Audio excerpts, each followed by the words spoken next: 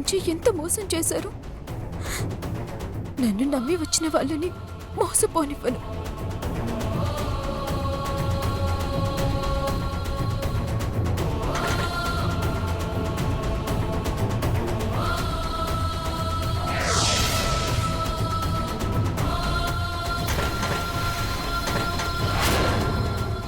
ఈ విషయం వెంటనే పరిణన్నకి టిప్పుకి చెప్పాలి.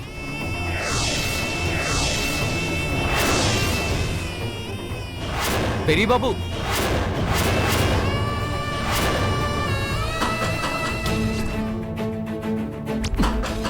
పెరి బాబు, డోర్ ఓపెన్ చేయండి.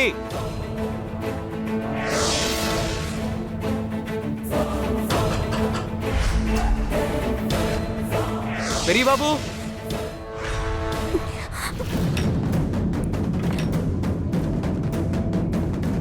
అన్నా, వలి ఏమైంది? తొందరగా రా అన్నా. వలి ఎక్కడికి?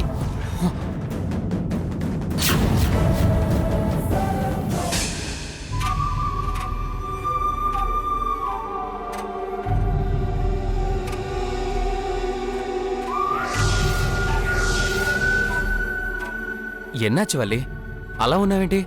అసలు ఏమైంది? నన్ను ఎక్కడికి ఎందుకు తీసుకొచ్చావు? అంతా మోసమన్నా. ఏం మాట్లాడుతున్నావు వల్లి? పెళ్లి నీకు టిప్పుకి కాదన్నా.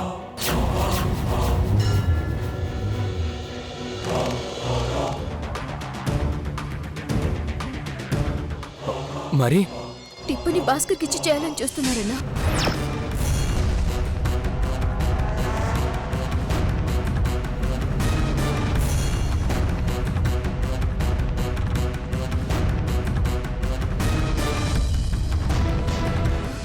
ఏంటి వల్లి నువ్వు మాట్లాడుతుంది?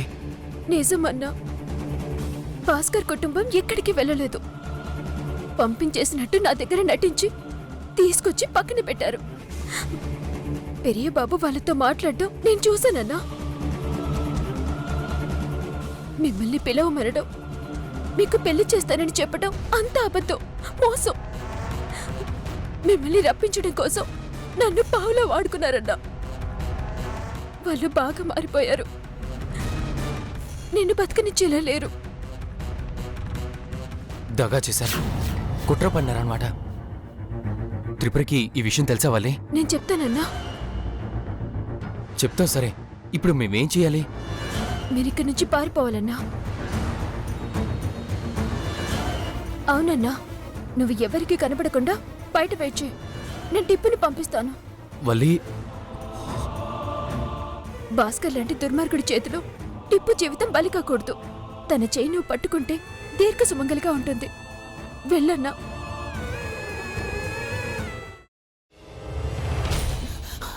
నువ్వు ఇంకేమన్నా చెప్పాలా? ఇంకేమన్నా అబద్ధం చెప్పాలనుకుంటే చెప్పేయి. నేను చూడాలనుకుంటున్నాను నన్ను మోసం చేయడానికి నువ్వు ఎంత నీచానికి దిగజారగలవు అని. ఎందుకు ఆలియా, ఎందుకు నువ్వు ఇలా చేసావు?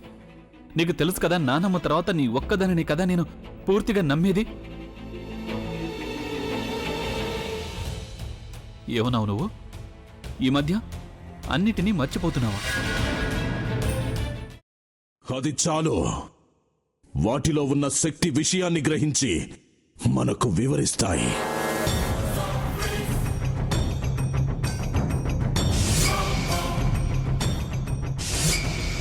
ఎవరు ఆ దండ విప్పొద్దు, గది తలుపులు తెరవద్దు.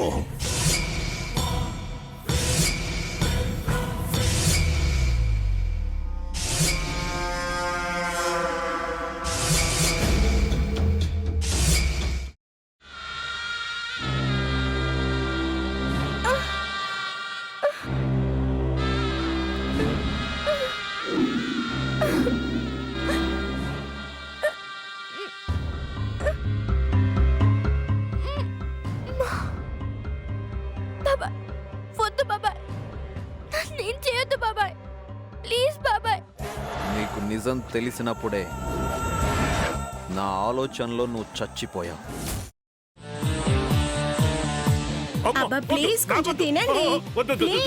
భీమారావు గారు, మీరా?